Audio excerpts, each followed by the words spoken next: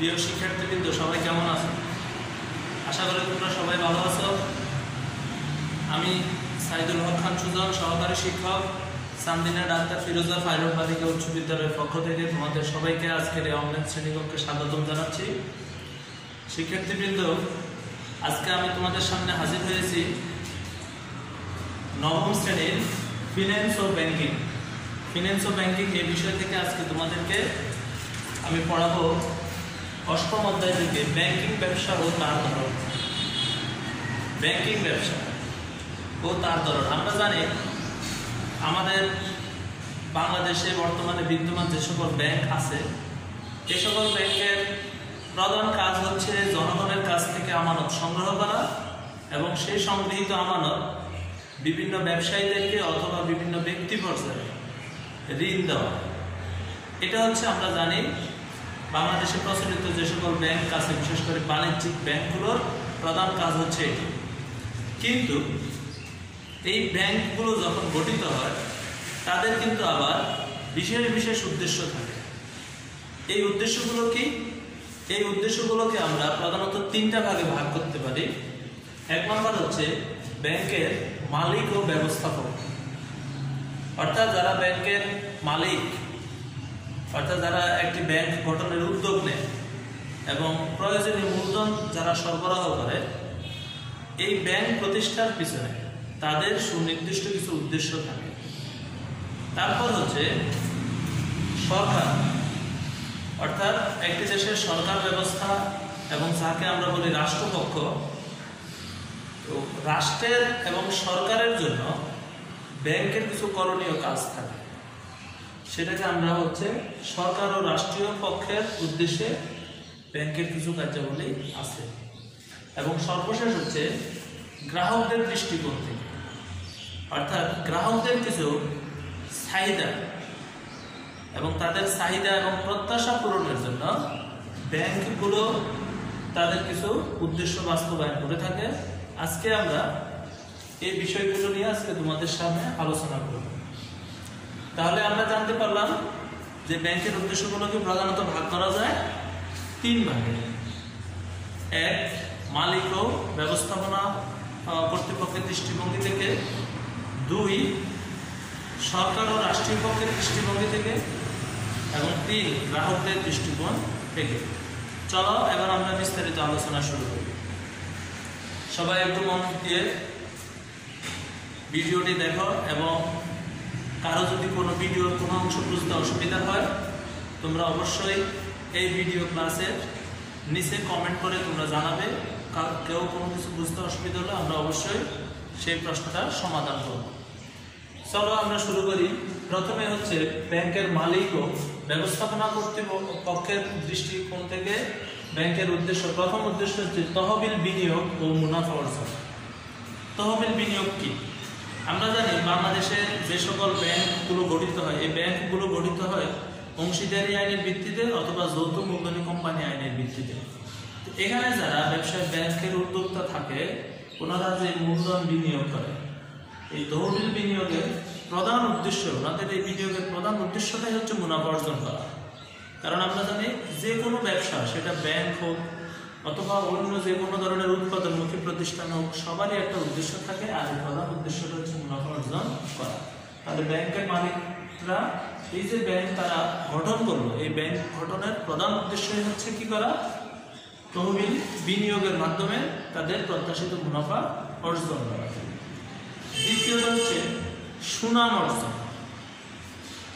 মুনাফা অর্জনের পাশাপাশি ব্যাংকের মালিকদের আরেকটি বিশেষ উদ্দেশ্য থাকে, যে যাতে তারা একটি পজিটিভ ব্যাংকিং, ইতিবাচক ব্যাংকিং সেবার মাধ্যমে দেশের জনগণের মধ্যে তারা যাতে একটি সুনাম অর্জন করতে পারে। যেমন বর্তমানে বাংলাদেশে সরকারি বেসরকারি প্রায় 50টিরও অধিক বাণিজ্যিক ব্যাংক আছে। কিন্তু তোমরা কি জানো, যেমন আমরা নিজেরাই যদি কোনো ব্যাংকের সাথে লেনদেন করতে যাই অথবা কারোর সাথে পরামর্শ করি, প্রথম দিকে মানুষের মুখ থেকে বা আমাদের পরামর্শদাতাদের মুখ থেকে প্রথমে কোন ব্যাংকের নাম আসে? যেমন আমরা কোথাও ব্যাংকে অ্যাকাউন্ট করবো, যে কারো কাছে পরামর্শ নিতে গেলে আমাদেরকে সবাই প্রথমে আগে সরকারি ব্যাংক অফার করবে, বলবে যে সোনালী ব্যাংকে যাবে। অথবা বলবে যে ইসলামী ব্যাংকে যাও, অথবা বলবে ঢাস বাংলা ব্যাংকে যাও। অর্থাৎ সব ব্যাংকের নাম কিন্তু আসে নাই, এসেছে অল্প কয়েকটি ব্যাংকের নাম। তার মানে এই ব্যাংকিংগুলোর কার্যক্রমের মাধ্যমে জনগণ সন্তুষ্ট এবং এটার একটি সুনাম আছে। অর্থাৎ ব্যাংকের মালিকদের একটি প্রধান উদ্দেশ্য থাকে হচ্ছে সুনাম অর্জন করা ইতিবাচক ব্যাংকিং কার্যক্রমের মাধ্যমে। তৃতীয়ত হচ্ছে উন্নয়নে অংশগ্রহণ। এই যে ব্যাংক তহবিল গঠন করলো, সেটা বিনিয়োগ করলো, সেখান থেকে মুনাফা অর্জন করলো, তা এই তহবিলগুলো কোথায় বিনিয়োগ হচ্ছে? নিশ্চয়ই দেশের নতুন নতুন শিল্প কারখানা স্থাপন, নতুন নতুন ব্যবসা প্রতিষ্ঠান গঠনেই তো এই মূলধনগুলো বিনিয়োগ করা হয়। অথবা অনেক সময় এই ব্যাংকগুলো থেকে সরকারিভাবে, রাষ্ট্রীয়ভাবে অনেক সময় সরকার কি করে, ঋণ গ্রহণ করে। এই ঋণ গ্রহণের মাধ্যমে টোটালি দেশের ওভারঅল কি হচ্ছে, উন্নয়ন হচ্ছে। আর এই ব্যাংকের মালিক বা উদ্যোক্তারা চায় যে তারা এই ধরনের ব্যাংকিং কার্যক্রমের মাধ্যমে দেশের উন্নয়নে অংশগ্রহণ করতে পারে। তৃতীয়ত হচ্ছে সামাজিক অবদান। এটা অত্যন্ত তাদের আরেকটা গুরুত্বপূর্ণ উদ্দেশ্য। আমরা দেখেছি গত 15 দিন আগে বাংলাদেশে যতগুলো বাণিজ্যিক ব্যাংক আছে, বাণিজ্যিক ব্যাংকের মালিকদের একটা সংগঠন আছে, ব্যাংকার্স অ্যাসোসিয়েশন অফ বাংলাদেশ। এই ব্যাংকার্স অ্যাসোসিয়েশনের তারা নেতৃবৃন্দ প্রধানমন্ত্রী ত্রাণ তহবিলে কিছুদিন আগে অনেকগুলো টাকা ডোনেশন করছে, প্রায় 35 কোটি টাকার মতো। এই যে টাকাটা এখানে ডোনেট করলো, কেন ডোনেট করলো? তারা ডোনেট করছে কেন? বর্তমানে এই যে চলমান যে বৈশ্বিক মহামারী করোনা ভাইরাসের কারণে সমাজের বিভিন্ন শ্রেণীর মানুষ বিভিন্নভাবে বিপদে আছে, বিপদগ্রস্ত, অসহায় অবস্থায় আছে। এই অসহায় আবার আমরা দেখতে পাচ্ছি বাংলাদেশের উত্তরাঞ্চলের জেলাগুলোতে বন্যার খুবই ভয়াবহ অবস্থা, ভাঙনে মানুষের সর্বশান্ত হয়ে যাচ্ছে। এই ধরনের মানুষদেরকে সাহায্য করার জন্য এই ব্যাংকের মালিকরা বিভিন্ন সময়ে তারা নিজেদের উদ্যোগে অথবা সরকারি উদ্যোগে সহায়তা দানের মাধ্যমে সামাজিকভাবে একটা অবদান রাখে। এবং এটার পাশাপাশি আমরা অনেক সময় দেখি যে বিভিন্ন ব্যাংকের পক্ষ থেকে, যেমন ইসলামী ব্যাংক, ডাচ বাংলা ব্যাংক, এদের পক্ষ থেকে কি করা হয়, শিক্ষার্থীদেরকে মেধাবৃত্তি দেওয়া হয়, যাতে শিক্ষার্থীরা গরিব এবং অসহায় মেধাবী শিক্ষার্থীরা যাতে তাদের পড়াশোনাটা অর্থের অভাবে যাতে বন্ধ না হয়ে যায় এবং তারা পড়ালেখা চালিয়ে যেতে পারে, এজন্য তাদেরকে কি করা হয়, বৃত্তি দেওয়া হয়। এটাও ব্যাংকের একটি সামাজিক অবদান। তো শিক্ষার্থীবৃন্দ, আশা করি তোমরা এগুলো বুঝতে পেরেছ। এবার আমরা আমাদের দ্বিতীয় উদ্দেশ্য গুলো নিয়ে আলোচনা করব। প্রথমে হচ্ছে দ্বিতীয় উদ্দেশ্যটা হচ্ছে কি, সরকার ও রাষ্ট্রীয় পক্ষের প্রতি ব্যাংকের উদ্দেশ্যগুলো। এক, নোটমুদ্রার প্রচলন। আমরা জানি যে কোনো দেশের নোট ও মুদ্রা প্রচলনের দায়িত্বটা প্রধানত পালন করে কে? প্রধানত পালন করে হচ্ছে কেন্দ্রীয় ব্যাংক। যেমন বাংলাদেশের একটি কেন্দ্রীয় ব্যাংক আছে যার নাম হচ্ছে বাংলাদেশ ব্যাংক। এটির প্রধান কার্যালয় অবস্থিত হচ্ছে ঢাকার মতিঝিল শাপলা চত্বরের ঠিক বিপরীতে। এই কেন্দ্রীয় ব্যাংক তথা বাংলাদেশ ব্যাংক যেমন বাংলাদেশের নোট ও মুদ্রাগুলো প্রচলন, মানে প্রচলন বলতে তারা মূলত হচ্ছে ছাপানোর কাজটা করে, মানে টাকা ছাপানোর কাজটা মূলত তারা করে। কিন্তু এই টাকা ছাপিয়ে তারা তো নিজেরা তো আর ব্যবসায়ীদের কাছে বা জনগণের কাছে পৌঁছাতে পারে। এই পৌঁছানোর দায়িত্বটা পালন করে কে? বাণিজ্যিক ব্যাংক সমূহ এই নোট ও মুদ্রার প্রচলনে কেন্দ্রীয় ব্যাংককে সহায়তা করে, অর্থাৎ কেন্দ্রীয় ব্যাংক তথা সরকারকে সহায়তা করে। তাহলে এটাও ব্যাংকের একটি উদ্দেশ্য। দ্বিতীয়ত হচ্ছে মূলধন গঠন করা। মূলধন গঠন করা অর্থাৎ এই যে আমরা যে যারা গ্রাহক, জনসাধারণ তাদের সঞ্চিত অর্থ বা তাদের উপার্জিত অর্থগুলো যে আমরা যে ব্যাংকে গিয়ে জমা করি, এভাবে 1 জন, 2 জন, 100 জন, 1000 মানুষ, 2000 মানুষ এভাবে তাদের সঞ্চয়গুলো ব্যাংকে জমা করার মাধ্যমে তারা দেশের সার্বিকভাবে দেশের একটি কি করে, মূলধন গঠন করে। এটাও ব্যাংকের আরেকটি উদ্দেশ্য। তৃতীয় উদ্দেশ্যটা হচ্ছে বিনিয়োগ ও শিল্পায়ন। বিনিয়োগ ও শিল্পায়ন, এই যে মূলধন গঠন করার পরে এই মূলধনটা কোথায় বিনিয়োগ হচ্ছে? ওভারঅল দেশের বিভিন্ন বড় বড় শিল্প কারখানাগুলোতে, ক্ষুদ্র, মাঝারি, বৃহৎ সব ধরনের শিল্পেই অর্থ বিনিয়োগ হচ্ছে, এবং এই অর্থ বিনিয়োগ করা এবং এই অর্থ বিনিয়োগের মাধ্যমে নতুন নতুন কলকারখানা প্রতিষ্ঠা করার মাধ্যমে দেশের শিল্পায়নকে এগিয়ে নেওয়াটাই হচ্ছে বাণিজ্যিক ব্যাংকের আরেকটি উদ্দেশ্য। তৃতীয়ত হচ্ছে মুদ্রা বাজার নিয়ন্ত্রণ। একটি দেশের অর্থনীতির কাঠামোটা মজবুত থাকে শুধুমাত্র মুদ্রা বাজার নিয়ন্ত্রণের মাধ্যমে। কারণ যদি মুদ্রা বাজার যদি সরকারের নিয়ন্ত্রণে তথা বাণিজ্য ব্যাংকগুলো যদি সরকারের নিয়ন্ত্রণে না থাকে, তাহলে কি হয়? দেশের দ্রব্যমূল্য বৃদ্ধি পায়, মুদ্রাস্ফীতি দেখা দেয়, এছাড়া আরও বিভিন্ন ধরনের অর্থনৈতিক সমস্যা দেখা দিতে পারে। এজন্য এই যে সরকারের যে মুদ্রা বাজার নিয়ন্ত্রণের যে কার্যক্রমটা, এই কাজে সহায়তা করা ব্যাংকের আরেকটি উদ্দেশ্য। তৃতীয়ত হচ্ছে কর্মসংস্থান, যেটা বর্তমানে আমাদের দেশের একটি বিশাল সমস্যা। আমাদের দেশে এখন বেকারত্বের সংখ্যা দিন দিন বৃদ্ধি পাচ্ছে। প্রতি বছর অসংখ্য মানুষ, শিক্ষিত মানুষ পড়ালেখা শেষ করে চাকরির সন্ধানে, কর্মের আশায় অপেক্ষা করছে। এখন এই তাদের কর্মসংস্থানের ব্যবস্থা করা, এটাও ব্যাংকের আরেকটি উদ্দেশ্য। কিভাবে? এই যে আমরা উপরে যে পড়ে আসলাম, মূলধন গঠন করলো ব্যাংক, এটার মাধ্যমে বিনিয়োগ করলো এবং নতুন নতুন শিল্প কারখানা স্থাপিত হলো। তাহলে এই শিল্প কারখানাতে কি হচ্ছে? নতুন নতুন জনবল নিয়োগ হচ্ছে, কর্মী নিয়োগ হচ্ছে, শ্রমিক নিয়োগ হচ্ছে। এই যে এই সকল প্রতিষ্ঠানে নতুন নতুন কর্মী নিয়োগের মাধ্যমে সার্বিকভাবে দেশের একটি কর্মসংস্থানের ব্যবস্থা হচ্ছে। তাহলে এই হচ্ছে সরকার ও রাষ্ট্রীয় পক্ষের প্রতি ব্যাংকের উদ্দেশ্য। আশা করি তোমরা সবাই বুঝতে পেরেছ। তারপরও কারো যদি কোনো সমস্যা থেকে থাকে, তোমরা সবাই এই ভিডিওর নিচে কমেন্টস করে জানাবে। শিক্ষার্থীবৃন্দ, আমরা এবার আসবো আমাদের ব্যাংকের উদ্দেশ্যাবলীর তৃতীয় ধাপে, গ্রাহকদের দৃষ্টিকোণ থেকে, অর্থাৎ গ্রাহকদেরকে সেবা দেওয়ার জন্য ব্যাংক কিছু কার্যক্রম পরিচালনা করে। এই কার্যক্রমগুলো কি? এই কার্যক্রমগুলো হচ্ছে আমানত গ্রহণ করা। আমরা প্রথমে এই পাঠের শুরুতে আলোচনা করেছিলাম যে বাণিজ্যিক ব্যাংকগুলো কি করে? জনগণের কাছ থেকে তাদের সঞ্চিত অর্থ জমা রাখে। তাহলে জনগণ এই যে টাকাটা জমা রাখছে ব্যাংকের কাছে, ব্যাংক কিভাবে এটা জমা রাখে? ব্যাংক বিভিন্ন হিসাব, মানুষের চাহিদা ও প্রত্যাশা অনুযায়ী বিভিন্ন হিসাবের প্রচলন করেছে। ব্যাংক চলতি হিসাব, সঞ্চয়ী হিসাব এবং স্থায়ী হিসাব। প্রধানত এই তিন প্রকার হিসাবের মাধ্যমে ব্যাংক জনগণের আমানত সংগ্রহ করে। তার মানে আমরা এ থেকে কি বুঝলাম? যে জনগণের আমানত সংগ্রহ করা ব্যাংকের একটি অন্যতম উদ্দেশ্য।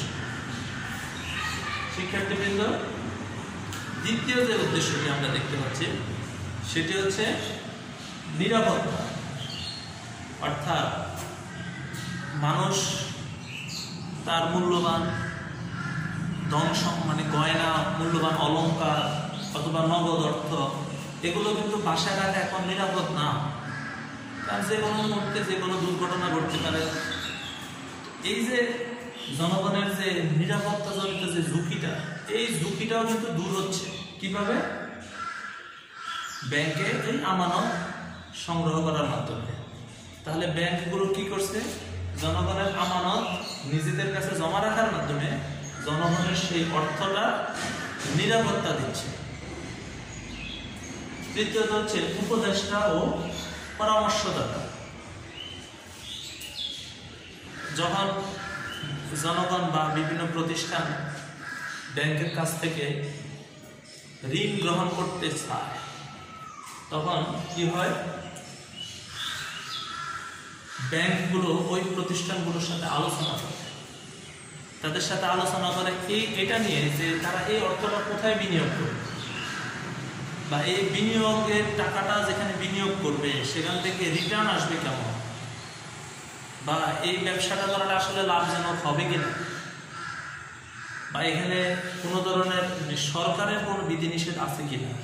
কারণ বাংলাদেশে তো যে কেউ ইচ্ছা করলে যে কোনো ব্যবসা করা যাবে না, আইনের দৃষ্টিকোণ থেকেও কিছু ব্যবসা বৈধ অবৈধ ঘোষণা করা হয়েছে। এ ধরনের উপদেশ এবং পরামর্শ গ্রাহকদেরকে দিয়ে থাকে কে? বাণিজ্যিক ব্যাংকগুলো।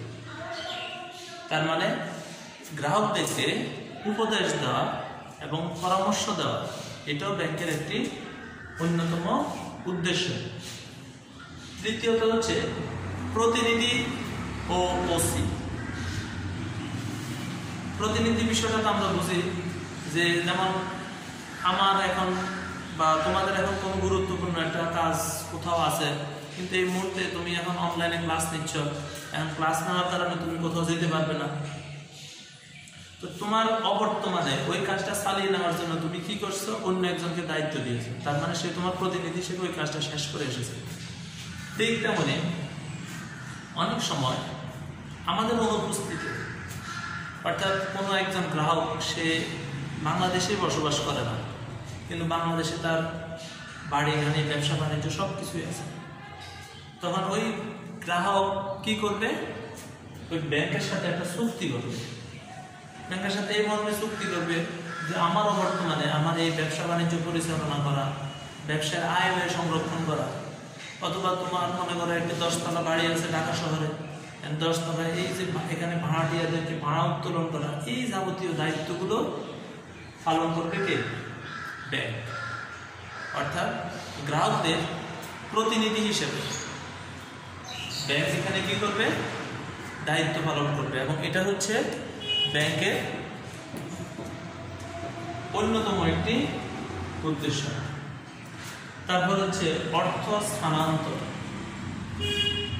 আমরা জানি আমাদের অনেকেরই বাবা অথবা চাচা মানে আত্মীয় স্বজনরা অনেকে প্রবাসে থাকে। এই যে প্রবাসীদের টাকা তারা বিদেশ থেকে যে আমাদের দেশে পাঠাচ্ছে, অর্থাৎ এক দেশ থেকে অন্য দেশে অর্থ স্থানান্তর করতেছে, এই স্থানান্তরের কাজে ব্যাংক কি করে? আমাদেরকে সহায়তা করে। বিদেশ থেকে লাভ আমাদের দেশের ভিতরে আমাদের ব্যবসায়িক প্রয়োজনে, যেমন আমাদের এখানে কুমিল্লা থেকে আমরা ঢাকা অথবা আরও দূরে পঞ্চগড় অথবা বগুড়া কোনো এক প্রতিষ্ঠানের সাথে ব্যবসা করছি, তখন ওই ব্যবসায়ীর সাথে আমি লেনদেন করতে গেলে তা আমি টাকা আদান প্রদান করতে হবে। এই টাকা আদান প্রদানের কাজটাও সহজ করে দিচ্ছে আমাদের পক্ষে ব্যাংক। তার মানে গ্রাহকদের অর্থ স্থানান্তরের প্রক্রিয়াটাকে সহজ করার জন্য ব্যাংক কি করে? ব্যাংকের এটা আরেকটা উদ্দেশ্য, জনগণের অর্থটা যাতে সহজে কি করা যায়? স্থানান্তর করা যায়। সর্বশেষ পয়েন্ট হচ্ছে জীবনযাত্রার মান উন্নয়ন ও সহজীকরণ। মান উন্নয়ন বলতে আমরা কি বুঝি? মান উন্নয়ন বলতে বুঝি যেমন আমাদের জন্য এখন ব্যাংক আসলে অনেক সুবিধা করে দিয়েছে। যেমন আমরা জানি ব্যাংকগুলো তাদের কার্যক্রম পরিচালনা করে রবিবার থেকে বৃহস্পতিবার, সপ্তাহে 5 দিন। তাদের ব্যাংকিং কার্যক্রম বন্ধ থাকে শুক্রবার এবং শনিবার। কিন্তু এই 2 দিন মনে করো তোমাদের ব্যাংকে টাকা জমা আছে 1 লক্ষ টাকা, কিন্তু হঠাৎ শনিবার খুবই টাকার প্রয়োজন হয়ে গেল, তোমার বাড়িতে তোমার বাবা অসুস্থ, মা অসুস্থ, ওনাদেরকে হাসপাতাল নিয়ে যাবে। কিন্তু এখন কি হলো? টাকা তো ব্যাংকে, টাকা কিভাবে তুলবে? কিন্তু এখন ব্যাংকগুলো কি করছে? আমাদেরকে তারা এটিএম সুবিধা দিচ্ছে। এটিএম সুবিধা অর্থাৎ যেটাকে আমরা বলি অটোমেটেড টেলার মেশিন। তোমরা দেখবে বিভিন্ন রাস্তার পাশে অথবা বড় বড় বাজারগুলোতে বিভিন্ন বাণিজ্যিক ব্যাংকের এটিএম বুথ আছে। এখান থেকে ইচ্ছা করলে রাত দিন 24 ঘন্টা 24 আওয়ার্স এখান থেকে আমরা কি করতে পারবো? টাকা উত্তোলন করতে পারবো। আবার এখানে টাকা জমাও দেওয়া যাবে। তার মানে জমা দেওয়ার জন্য এখন তোমাকে কি করতে হবে না? ব্যাংকে যেতে হবে না।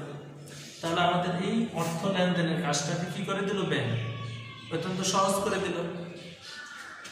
আরো দেখো জীবনযাত্রার মান উন্নয়নে আমরা কিভাবে দেখি, যেমন এখন তো মানে বর্তমানে পৃথিবীতে নগদ টাকার লেনদেনটা একবারেই কমে যাচ্ছে, দিন দিন কমে যাচ্ছে।